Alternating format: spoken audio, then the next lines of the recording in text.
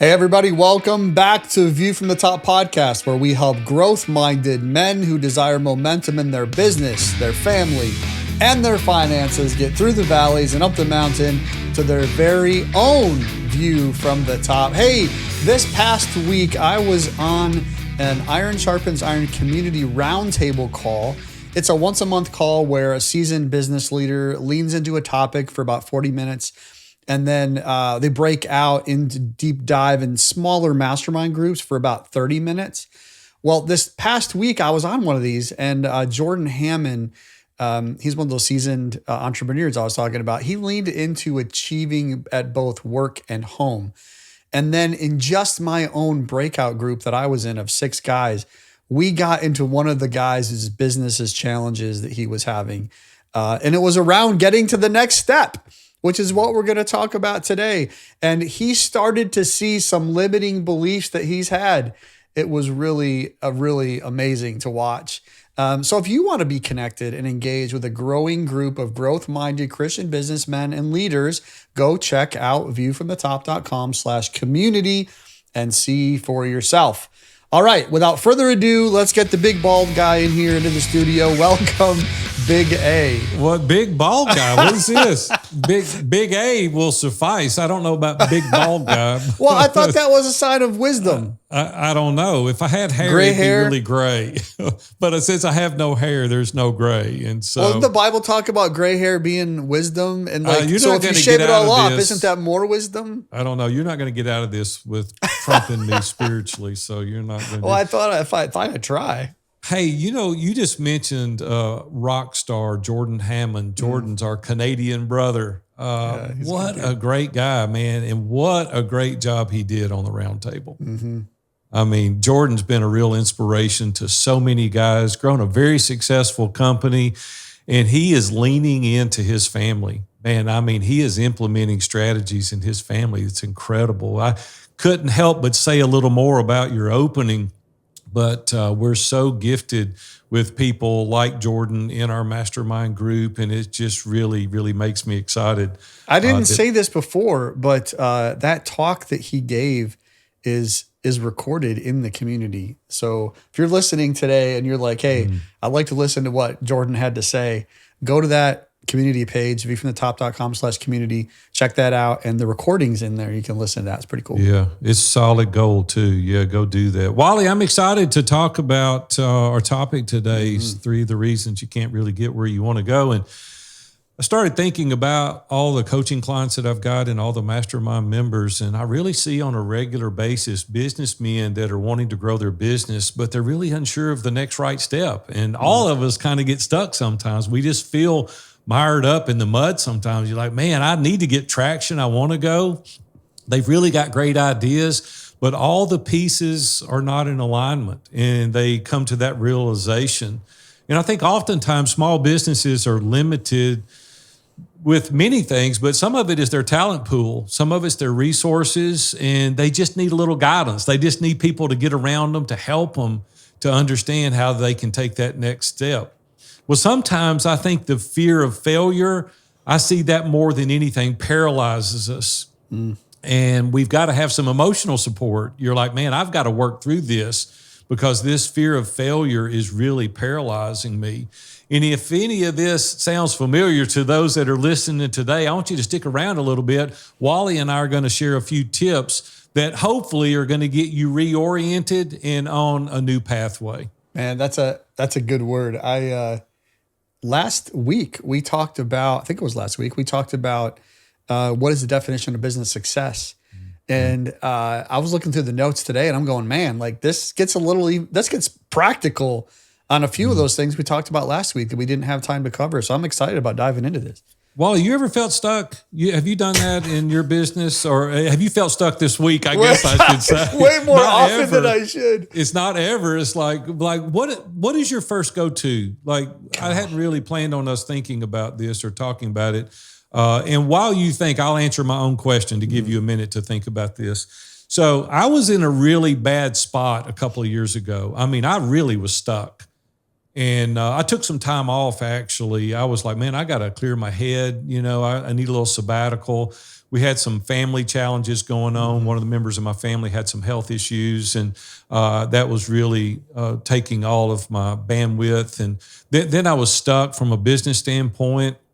And like, I'll just be honest with you, I was sad. I mean, and that's unusual for me. I'm usually amped up pretty good and stay really positive and motivated, but I was really in a bad spot. I was sad. I didn't know which way to go. I was stuck. This family situation had really taken it out of me. And so a buddy of mine said, "Are you grateful?" I was like, "What are you saying? Am I grateful?" Sure, I'm grateful. He said, "You really need to journal things that you're grateful for." And so I thought, yeah, I've tried everything else and nothing's working, so I'm going to try this. So I sat out on my patio and I took a yellow pad.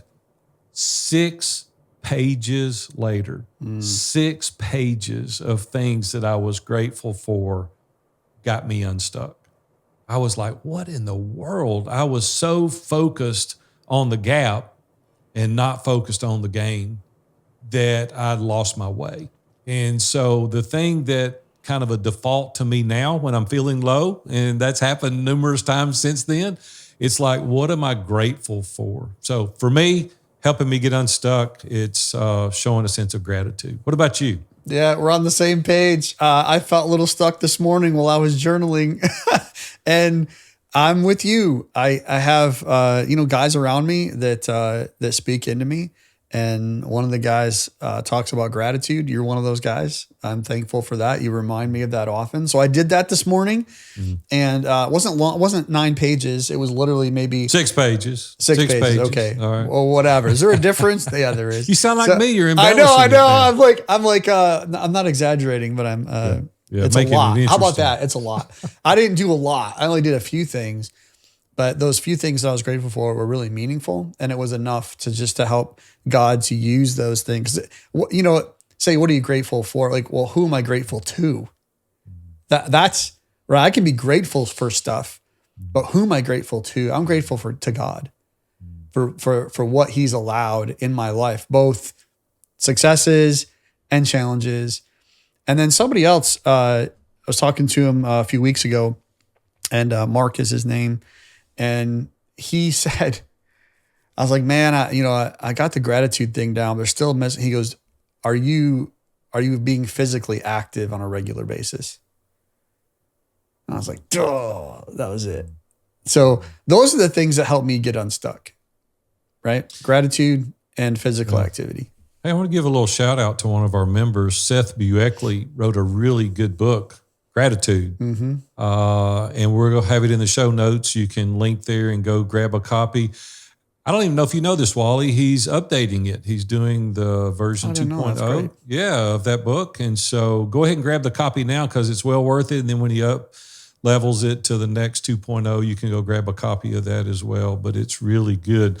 One of the things that I was thinking about when we were kind of thinking through the things that get people stuck, one is the talent pool or your personal talent. Like you get stuck because either you don't have the talent pool to pull from or you yourself are stuck. So, Wally, when you're thinking about your personal abilities or inabilities, like, how do you sift through that to understand what your zone of genius might be? What do you do?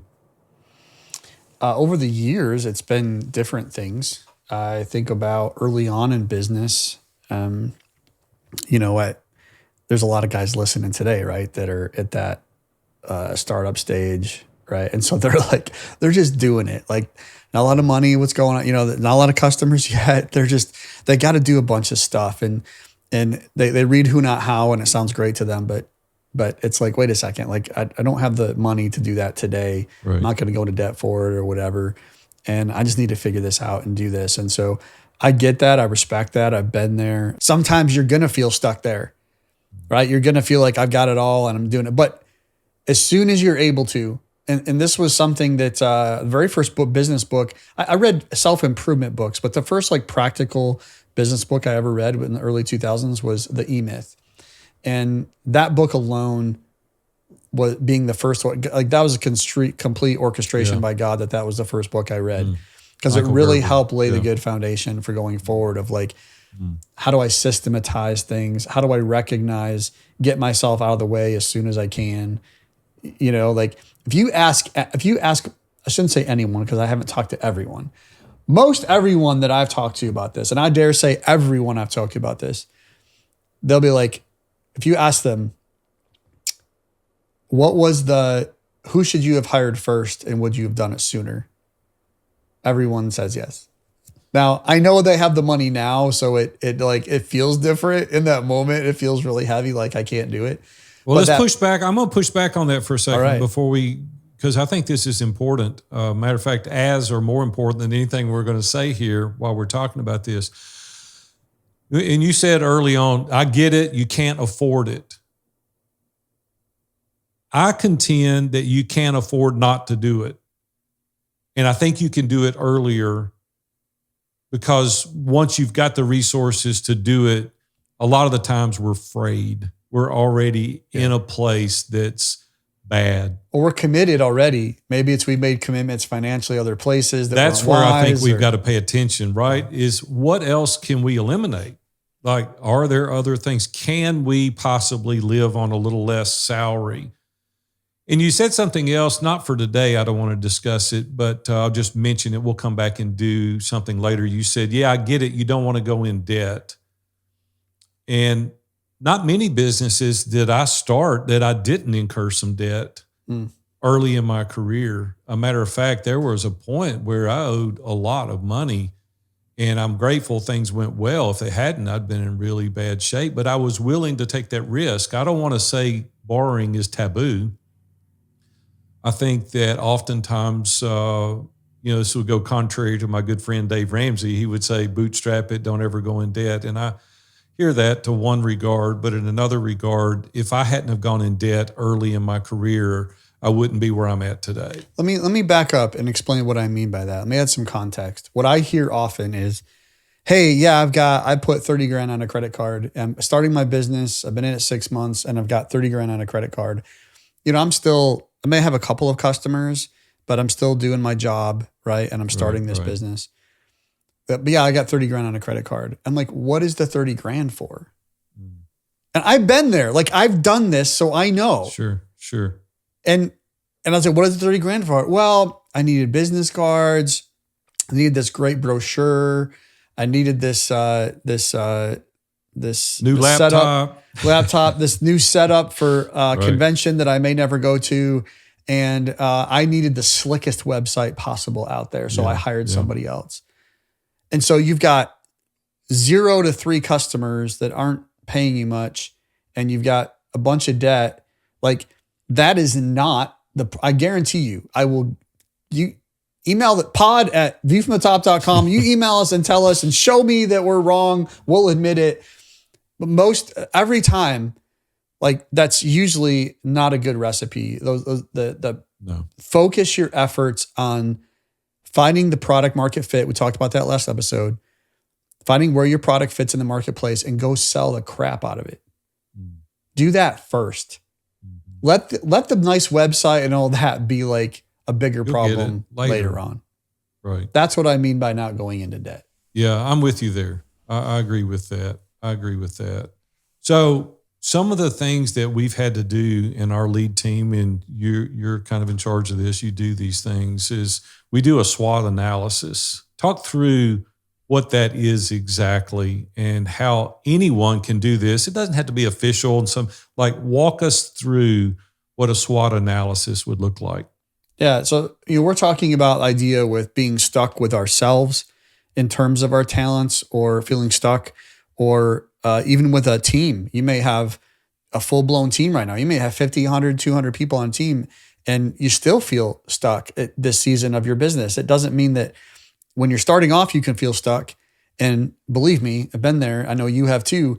You can feel stuck when the proverbial end of the rainbow has been reached, right? So yeah, it doesn't, every stage along the way, you can feel stuck. There's places to be stuck. Yeah, for sure. Right.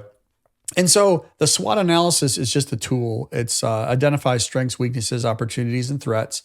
And it's just a simple tool. It's a grid. You can go out and find it. Just search SWOT on Google and you see a grid. You can put it on a piece of paper, put it on your whiteboard, whatever you want. Simple grid. And it allows you to identify the strengths you have in your business, your weaknesses, the opportunities that you have, and your threats. And so that will help you understand maybe where you need to have resources, abilities, and talents that you don't have today. And so whether that's for yourself or whether that's for your team, we look at that as an indicator of like, are there additional people, talents that we need to invest in this year based on what our threats are, based on what our weaknesses are, and even our opportunities. Right. So it's a simple tool. You can go search again, SWOT. It's very helpful. Like we review it all the time, and we've been doing this for years. Every quarter we go back and look at that. Sometimes the strengths stay on. Sometimes the weaknesses are taken off. Mm-hmm. Sometimes the opportunities, right? It's like, it's a constant. And so it just keeps you focused on the things that you can maybe change and eliminate. So it's really good. A lot of the guys that I coach today, some of the mastermind groups that we lead, we talk a lot about vision and goals. And oftentimes we see guys come into the mastermind or even the one-on-one coaching that we do. You do some one-on-one coaching, I do as well. And we talk about their vision and are they in alignment with their employees? Does employees align with the vision and the goals? And they're like, yeah, I think they understand. And we're like, well, no, they can't kind of understand. And they're like, well, I really don't have a written vision. I'm like, well, then you don't really have a vision. And they're like, yeah, I understand, but they kind of know where we're going. I'm like, listen, there's no way that we can operate without a vision because they have no idea where we're going. And I just want to tell you, it even says in Scripture, the people perish where there is no vision. That's right. And so we've got to have leaders. We've got to have people that can cast that vision. Now, you're like, well, what if I'm not good at that? Well, there's people out there that can help you. Like, I often, when I was creating that within my own mind, I could feel it a certain way, but I wasn't even good at articulating it. And you and some others have helped me get that out on paper. It's like, well, what does that look like exactly? And we hone it. It's a work in progress. It's not something that you can just feel and get up and share. But so I would encourage you to understand how you can really align with your company's vision and goals with your entire team. Yeah, it's a good point. We think about having the right people. Sometimes it's people we need to hire, and so we feel stuck because we don't have the right people. That's one challenge. There's a whole nother challenge side of that where there's guys listening to this listening to this recording or this podcast right now that they're thinking, man, I've got a team and I've got one or two people. I feel stuck because they're on my team. Right. And so I laugh. I know it's not funny because again, I've been there where I have a team member that's like, you're so benevolent. You're loyal. We're loyal. We're benevolent. We give every opportunity under the sun. And where I failed was I didn't have like an expectation path. So whether that's, effective performance reviews, what that looks like, some people go crazy. People think performance reviews and they think like what they, had at their first intern corporate job, which was like 25 pages. And those are great. They serve a purpose. There's way effective, shorter, small performance reviews, whether, you use the get it, want it, capacity to do it method. There's other systems out there that just help you very easily be able to communicate effectively. I've always felt like the best situation, and I've been successful in this every time but one. There was one time where I just couldn't get someone for them to see themselves that they weren't the right fit. And I had to like intentionally, transition them out, give them plenty of runway, help them find another opportunity. But most of the time, if you do this well, they see for themselves because you've put the right boundaries, parameters, conversations in place versus just hitting your head up against the wall every day, feeling limited and stuck every week and worrying about, I've got this person in a customer service role that I know shouldn't be there, but I don't know what else to do. And so I think I don't know what else to do. You know what you have to do, but you think that. And so every week you're wondering, what's the customer going to say now? Or what are they going to say to the customer that's going to be bad? And having the right, just simple, effective Performance review, systems, processes in place, boundaries, conversations, all that will help you work through and get unstuck from that. Mm-hmm. Another thing that I think is important that our team members that we want to be sure they're desirous of learning and ongoing personal and professional development. And so we even give a small amount to our team members and say, hey, if there's books you want to read or there's courses you want to take, if it fits within this budget, we're happy to supplement or help or buy the books. Wally, you and I want to be a student always. We want to be learning all the time, but we need to convey that to the team that are around us because we want them to desire to be on a continuous learning path because just let's face it, I mean, things change. And I'd mess it up if I said it exactly, but I think technology, every 10 years, it used to double. Now it's like every 6 months or a year. It's crazy how fast things are going now. And so things are continuously changing. And so if you're stuck, it could be because there's not a desire within your team to grow personally and professionally. And not only with your team, but you as the leader. You're not probably going to lead a team much further than you're willing to go yourself. It's the same way with vulnerability or transparency. If you're not willing to do that yourself, your team is certainly not going to be willing to do that either. So we've got to lead by example. People catch it if you're leading that way. So yeah, really important that we continue to do that.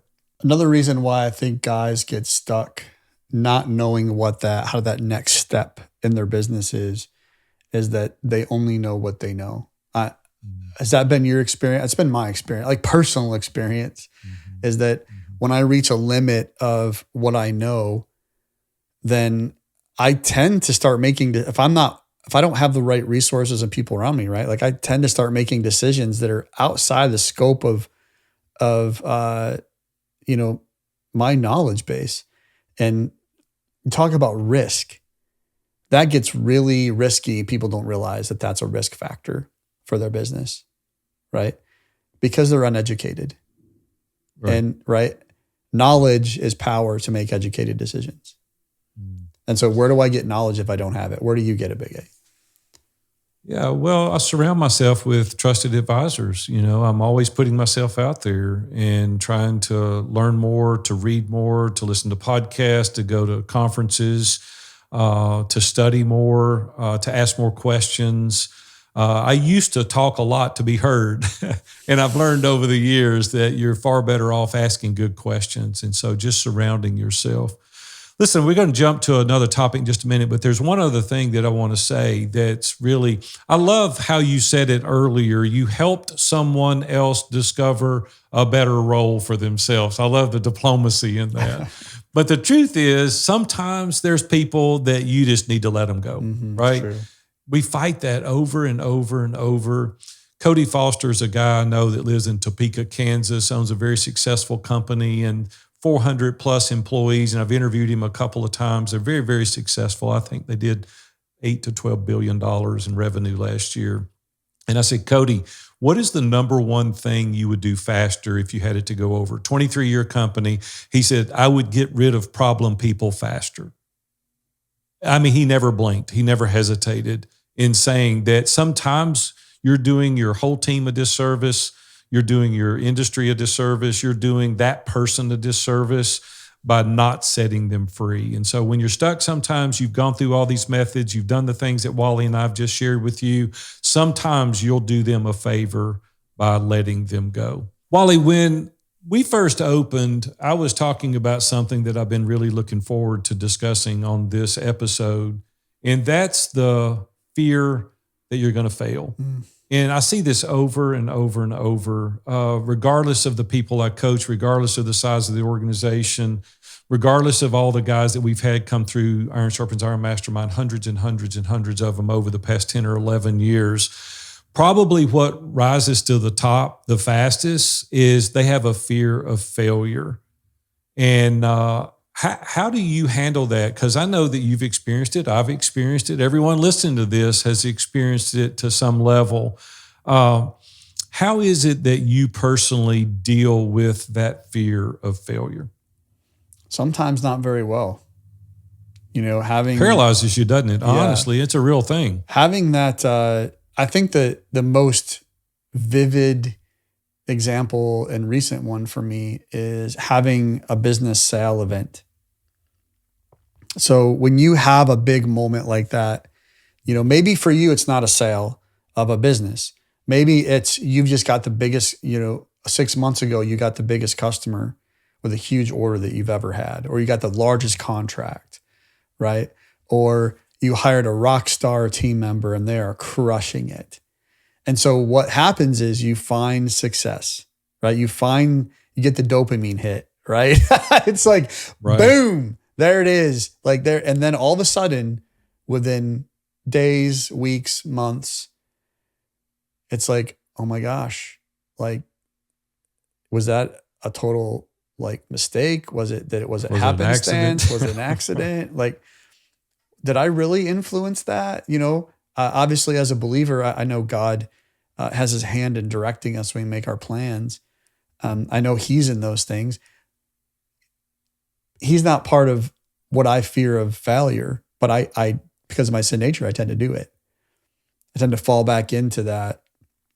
Oh my goodness, like, can I do that again? And then I try a little bit because I put my toe in the water. It's funny because a lot of times the thing that got you to have that first big thing happen, right? That mountaintop or that view from the top, let's just call it that. You got up to the top and you saw it. You saw what it looked like. And it took you climbing up there, working your butt off and taking risk, and you got it there. And then you get there and all of a sudden you forget what it took to get there. And you start to get fearful. And you don't want to take the same risk that you took before, because now you're starting to protect. And now you're starting to have a concern about reputation, what other people might think. Right. And then the enemy starts to put seeds of doubt in your mind. It turns into fear. And it's a vicious cycle if you stay in isolation. Let's spin this just a little bit, though, because I think there's a healthiness of a certain level of that fear. Fear can protect you as well. Not paralyzing fear, but what do you mean by that? I think you pay attention. I think you pay attention. Like, I don't ride horses, but I've rode them a few times, but I'm a little afraid. They're ginormous, these great, it's like I'm a little bit afraid. If I just went into that, not being afraid at all, I wouldn't pay attention and liable to get mowed over or something. So I think there's a healthy amount of fear. You have a healthy respect. Right, there you go. Yeah. Yeah, that you're at least paying attention to that. One of the things that's really helped me overcome that, and I can't say I've mastered it. I haven't. Over the years, I've gotten a little more comfortable with it. And I always say fear missing an opportunity more than you fear failure. And it will really propel you into leaning into some things that are uncomfortable that could have some really healthy dividends paid as a result of that.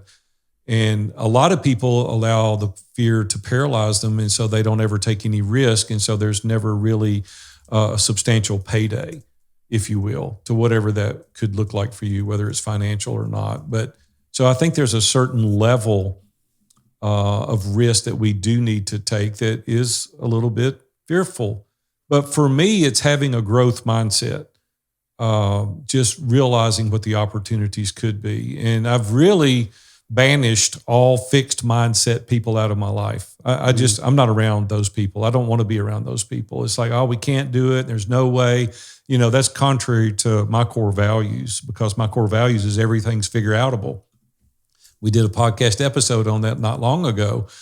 And I just want to encourage you that if you have a mindset of this is possible. Dan Miller, one of my personal mentors and good friends for 25, 30 years, used to say, what does this make possible? Even in a very devastating, disastrous situation, he would go, that's very interesting. What does this make possible? So I think it's how we frame it up. And I think about some of the people. Nelson Mandela had a really good quote. He said, I learned that courage was not the absence of fear, but the triumph over it. The brave man is not he who does not feel afraid, but he who conquers that fear. And there was an interesting story I read about J.K. Rowling's, and she wanted to be an author, and she was afraid. She lived in Edinburgh, Scotland, and she had gone through a really nasty divorce, and she was diagnosed with clinical depression.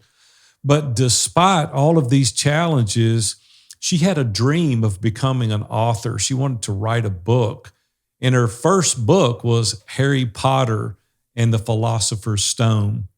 Now, when you think about the headwinds that she faced, she was turned down by 12 publishers. Is that crazy to even think about? Unbelievable. And then she went on to write the book. And the first book that she wrote, there was only 500 copies printed.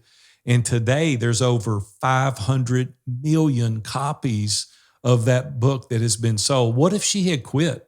What if one or two publishers had turned her down? She she failed. We wouldn't have Harry Potter today. But she didn't. She leaned into that because it was something that she really, really wanted to do. So think about that. The areas that you're facing in your life. Is it the next Harry Potter? I don't know. Maybe, but lean into that. It's okay to be uncomfortable. So, Big A, we've talked about these kind of three things about, talent, being stuck with talent, whether it's ourselves or somebody else, our own knowledge and abilities, or just the fear of failing. What's the good next step for somebody listening? Like, okay, that sounds great, but what's a practical, okay, I can go tackle this? Well, I think first and foremost, one of the things that we need to build up our resilience. You need to have a heart-to-heart talk with yourself and dig deep within yourself and go, okay, what is it that I'm missing? Don't lie to yourself. Really own it and say, is it me? Am I not leading properly?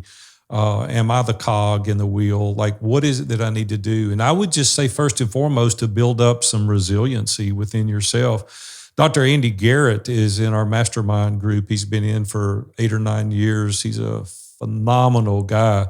He created a course on resilience, and in the show notes, there'll be a link that you can go to his site that he really works you through steps to become resilient. And I just want to encourage you to go look at that.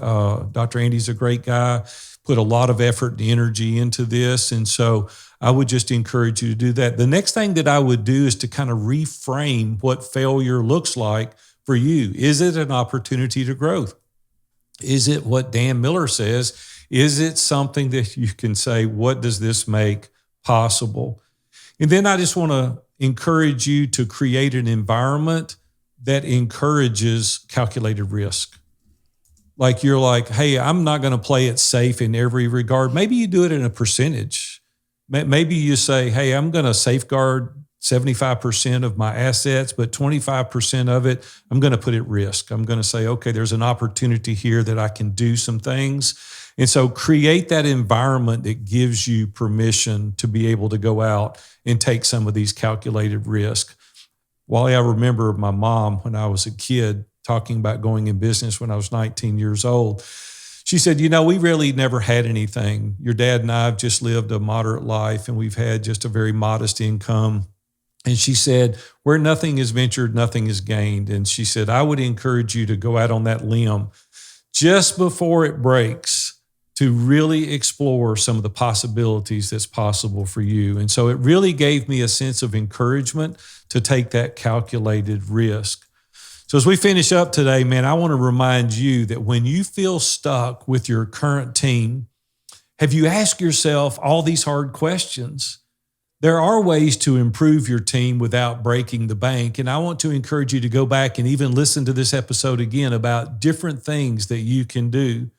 There are trusted advisors out there that when you're feeling isolated or you're just reached your level of knowledge base that they can help you. I would just simply say that sometimes a pause is okay.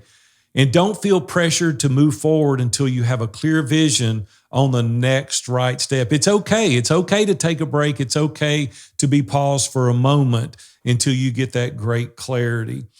I'm going to loan you my courage today, if that's okay with you. Right now, you can borrow what Wally and I have. to give you the ability to push forward. So don't allow this fear to keep you from your dreams. Lean in at the right time and face those challenges head on, kind of like J.K. Rowling did, and look at the success that she had as a result of leaning into her fear. What if she had turned down the first offer? She wouldn't have had an opportunity to have sold over 500 million copies of that book. Fear missing an opportunity more than you fear failure. Hey, as we finish up the episode today, I want to just come back to a couple things. As Big A was finishing up there at the end, he talked about climbing out on a limb and taking some risk. There's a quote that I heard from my grandmother that said, she said, sometimes you got to go out on a limb because that's where the fruit is. I thought that was so good. So I encourage you to take some risks today. Also, Big A mentioned Andy Garrett and the resilience courses. If you can go back and listen to Andy Garrett, actually, we recorded an episode with him back on number 34. So if you go back to that episode, you can hear him. And also remember to go to viewfromthetop.com/community to get connected in the ISI community. And we will see you there, or we will see you next week.